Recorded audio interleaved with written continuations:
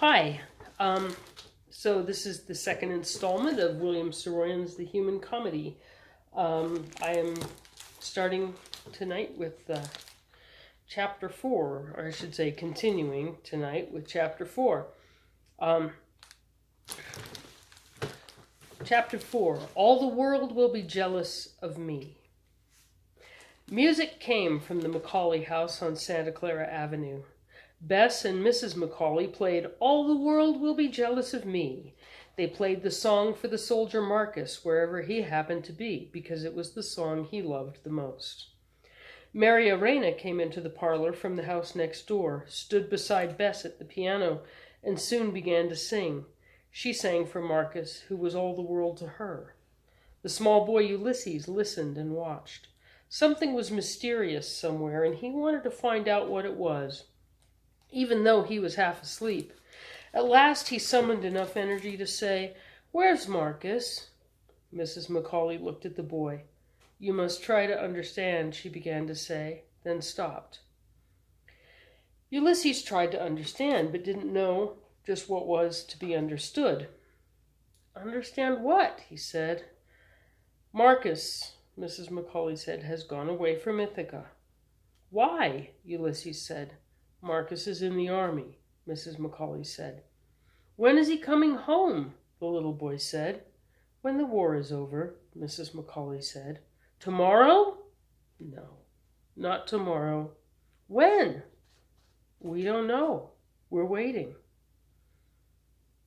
"Then where is my father?" Ulysses said. "If we wait, will he come home like Marcus too?" "No," Mrs. Macaulay said, "not that way. He will not come walking down the street, up the steps, across the porch, and into the house, as he used to do." This was too much for the boy, as there was only one word with which to hope for something like truth and comfort. He said this word. "Why?" Mrs. Macaulay turned to Bess and Mary. "Death," she said, "is not an easy thing for anyone to understand, least of all a child, but every life shall one day end." She looked now at Ulysses. "That day came for your father 2 years ago." She looked back at Bess and Mary. "But as long as we are alive," she said, "as long as we are together, as long as the two of us are left, and remember him, nothing in the world can take him from us. His body can be taken, but not him. You shall know your father better as you grow, and know yourself better," she said. "He is not dead because you are alive. Time and accident, illness and weariness took his body, but already you have given it back to him, younger and more eager than ever.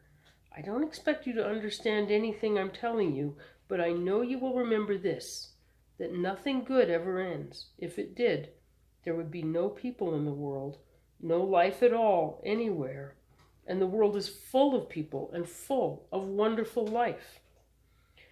The boy thought about this a moment and then remembered what he had witnessed earlier that day. "What are gophers? What are the gophers?" he said.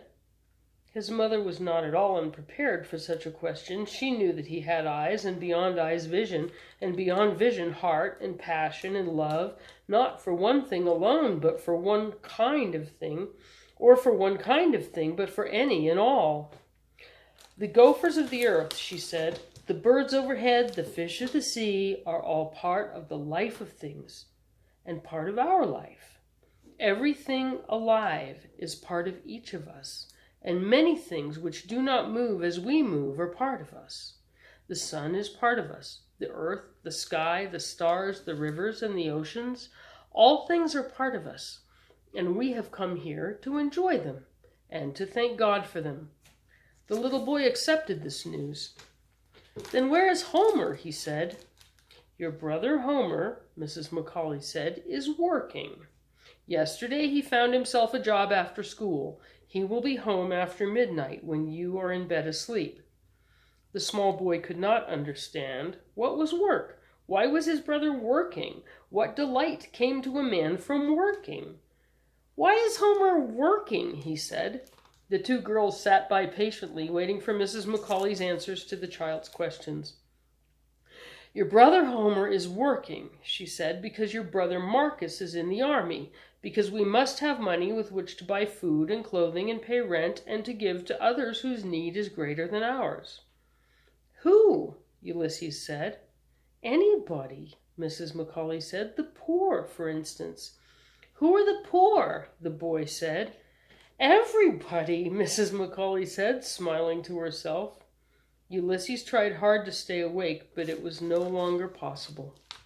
You must remember, she said, always to give of everything you have. You must give foolishly even. You must be extravagant. You must give to all who come into your life. Then nothing and no one shall have the power to cheat you of anything. For if you give it to a thief, he cannot steal it from you, and he himself is then no longer a thief. And the more you give, the more you will have to give. Mrs. Macaulay looked from the boy to his sister Bess. Put him to bed, she said. Bess and Mary took the boy to his room. When they were gone and she sat alone, the woman heard a footstep and turned. There at the door, she saw Matthew Macaulay, as if he were not dead. I fell asleep, he said. I was very sleepy. Please forgive me, Katie. He laughed, as if it were Ulysses laughing, and when Bess came back to the parlor, she said, He laughed just before we tucked him in.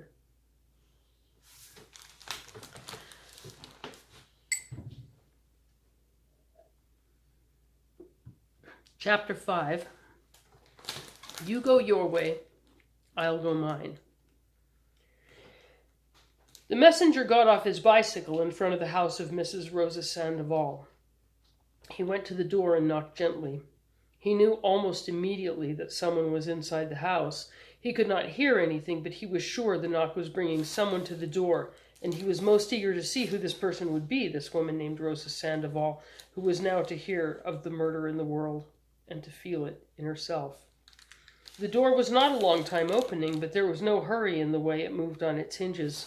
The movement of the door was as if, whoever she was, she had nothing in the world to fear. Then the door was open, and there she was. To Homer, the Mexican woman was beautiful. He could see that she had been patient all her life, so that now, after years of it, her lips were set in a gentle and saintly smile. But like all the people who never receive telegrams, the appearance of a messenger at the front door is full of terrible implications. Homer knew that Mrs. Rosa Sandoval was shocked to see him. Her first word was the first word of all surprise. She said, "Oh," as if instead of a messenger, she had thought of opening the door to someone she had known a long time and would be pleased to sit down with. Before she spoke again, she studied Homer's eyes, and Homer knew that she knew the message was not a welcome one. "You have a telegram," she said. It wasn't Homer's fault. His work was to deliver telegrams. Even so, it seemed to him that he was part of the whole mistake. He felt awkward and almost as if he alone were responsible for what had happened. At the same time, he wanted to come right out and say, "I'm only a messenger, Mrs. Sandoval. I'm very sorry I must bring you a telegram like this, but it is only because it is my work to do so." "Who is it for?" the Mexican woman said. "Mrs. Rosa Sandoval, 1129 G Street, Homer said. He extended the telegram to the Mexican woman, but she would not touch it. "Are you Mrs. Sandoval?" Homer said. "Please," the woman said, "please come in. I cannot read English. I am Mexican. I read only La Prensa, which comes from Mexico City." She paused a moment and looked at the boy, standing awkwardly as near the door as he could be and still inside the house. "Please," she said, "what does the telegram say?" "Mrs. Sandoval," the messenger said, "the telegram says—" But now the woman interrupted him. "But you must open the telegram and read it to me," she said. "You have not opened it." "Yes, ma'am," Homer said, as if he were speaking to a schoolteacher who had just corrected him. He opened the telegram with nervous fingers. The Mexican woman stooped to pick up the torn envelope and tried to smooth it out. As she did so, she said, "Who sent the telegram? My son Juan Domingo?" "No, ma'am," Homer said. "The telegram is from the War Department." "War Department?" the Mexican woman said. "Mrs. Sandoval," Homer said swiftly, "your son is dead. Maybe it's a mistake. Everybody makes a mistake, Mrs. Sandoval. Maybe it wasn't your son. Maybe it was somebody else. The telegram says it was Juan Domingo, but maybe the telegram is wrong." The Mexican woman pretended not to hear. "Oh, do not be afraid," she said. Come inside. I will bring you candy." She took the boy's arm and brought him to the table at the center of the room, and there she made him sit. "All boys like candy," she said. "I will bring you candy." And she went into another room and soon returned with an old chocolate candy box. She opened the box at the table, and in it Homer saw a strange kind of candy. "Here," she said, "eat this candy. All boys like candy." Homer took a piece of the candy from the box, put it in his mouth, and tried to chew. "You would not bring me a bad telegram," she said. "You are a good boy, like my little Juanito when he was a little boy. Eat another piece." And she made the messenger take another piece of the candy. Homer sat chewing the dry candy while the Mexican woman talked. "It is our own candy," she said, "from cactus. I make it for my Juanito when he come home, but you eat it. You are my boy too." Now, suddenly, she began to sob, holding herself in as if weeping were a disgrace. Homer wanted to get up and run, but he knew he would stay. He even thought he might stay the rest of his life. He didn't know what else to do to try to make the woman less unhappy, as if she had asked him to take the place of her son. He would not have been able to refuse, because he would not have known how. He got to his feet as if by standing he meant to begin correcting what could not be corrected, and then he knew the foolishness of this intention and became more awkward than ever. In his heart he was saying over and over again, "What can I do? What the hell can I do? I'm only the messenger." The woman suddenly took him in her arms, saying, "My little boy, my little boy." He didn't know why, because he only felt wounded by the whole thing, but for some reason he was sickened through all his blood and thought he would need to vomit. He didn't dislike the woman or anybody else, but what was happening to her seemed so wrong and so full of ugliness that he was sick and didn't know if he ever wanted to go on living again. "Come now," the woman said, "sit down here." She forced him into another chair and stood over him. "Let me look at you," she said. And she looked at him strangely, and sick everywhere within himself, the messenger could not move. He felt neither love nor hate, but something very close to disgust. But at the same time he felt great compassion, not for the poor woman alone, but for all things, and the ridiculous way of their enduring and dying. He saw her back in time, a beautiful young woman, sitting beside the crib of her infant son. He saw her looking down at this amazing human thing, speechless and helpless and full of the world to come. He saw her rocking the crib, and he heard her singing to the child. "Now look at her," he said to himself. He was on his bicycle suddenly, riding swiftly down the dark street, tears coming out of his eyes and his mouth whispering young and crazy curses. When he got back to the telegraph office, the tears had stopped, but everything else had started, and he knew there would be no stopping them. "Otherwise, I'm just as good as dead myself," he said, as if someone were listening whose hearing was not perfect. Chapter 6. Chapter 6. A Song from Mr. Grogan. Homer sat across the table from Mr. Grogan. The telegraph wires were silent now, but suddenly the box began to rattle. Homer waited for Mr. Grogan to answer the call, but Mr. Grogan did not answer it. Homer ran around the table. "Mr. Grogan," he said, "they're calling you." He shook the man gently. Homer ran to the water jar and filled a paper cup full of water. He ran back to the old operator, but he was afraid to follow the instructions he had been given. He put the cup down on the table and shook Mr. Grogan again. "Mr. Grogan," he said, "wake up, they're calling you." Homer splashed the cup of water into the telegraph operator's face. Mr. Grogan sat up with a start, opened his eyes, looked at Homer, listened to the telegraph box, and then answered the call. "That's right," he said to the boy. "Now quick, a cup of black coffee, hurry." Homer ran out of the office to Corbett's. When he got back, the old telegraph operator's eyes were almost closed again, but he was still doing his work. "That's right, boy," he said. "Don't worry. Don't be afraid. That's exactly right." Mr. Grogan stopped the telegrapher at the other end of the wire a moment and began to sip the coffee. "First splash the cold water," he said, "then fetch the black coffee." "Yes, sir," Homer said. "Is it an important telegram?" "No," Mr. Grogan said. "It is most unimportant. Business. The accumulating of money. It's a night letter. You won't have to deliver it tonight. Most unimportant, but very important for me to receive it." He lifted his voice now because he was awake and strong again. "They've been wanting to retire me for years," he shouted. "They've been wanting to put in the machines they're inventing all over the place. Multiplexes and teletypes," he said with contempt. "Machines instead of human beings." He spoke softly now, as if to himself or to the people who were seeking to put him out of his place in the world. "I wouldn't know what to do with myself if I didn't have this job. I guess I'd die in a week. I've worked all my life, and I'm not going to stop now." "Yes, sir," Homer said. "I know I can count on you to help me, boy," Mr. Grogan said, "because you have already helped me. Thank you, boy." He rattled the bug. The answer came, and he began to type the telegram, but as he typed, he spoke with a kind of pride and vigor, which pleased Homer very much. "Trying to put me out of a job," he shouted. "Why, I was the fastest telegrapher in the world, faster than Walensky, sending and receiving both, and no mistakes. Willie Grogan. Telegraph operators all over the world know that name. They know Willie Grogan is the best of them all." He paused now and smiled at the messenger, the boy from the slums who had come to work last night just in time.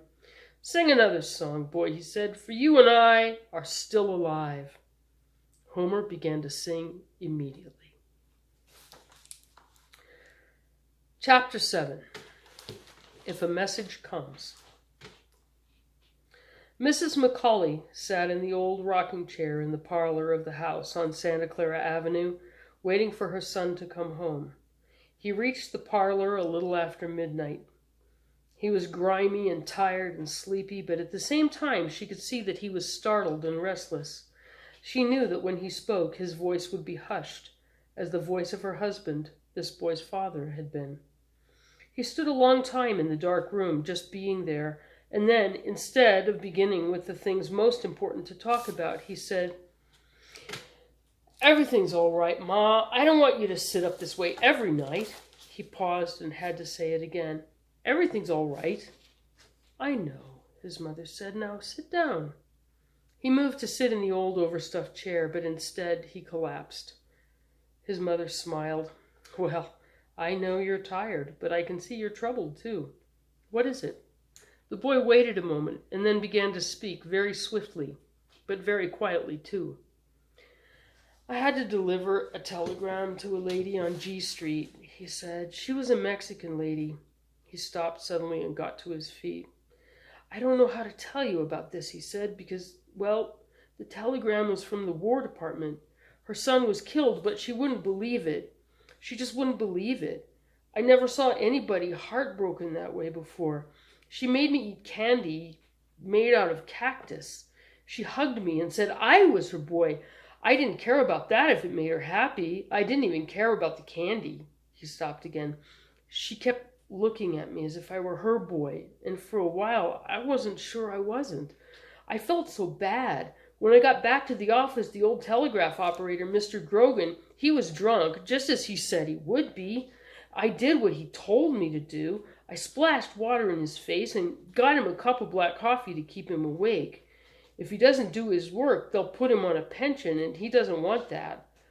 I got him sober all right, and he did his work all right, and then he told me about himself, and then we sang.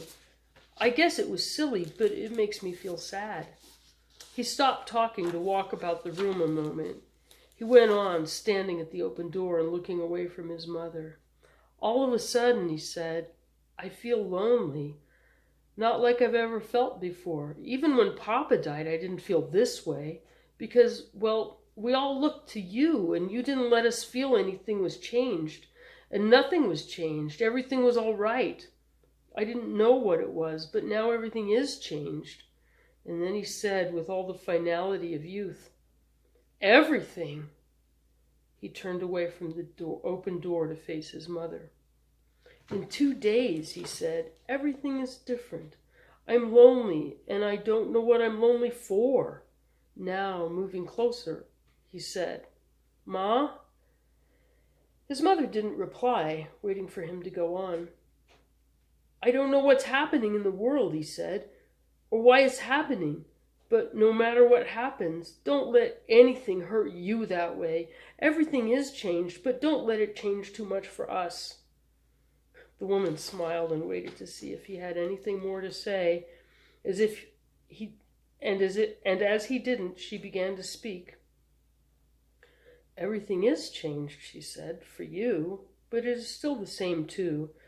The loneliness you feel has come to you because you are no longer a child.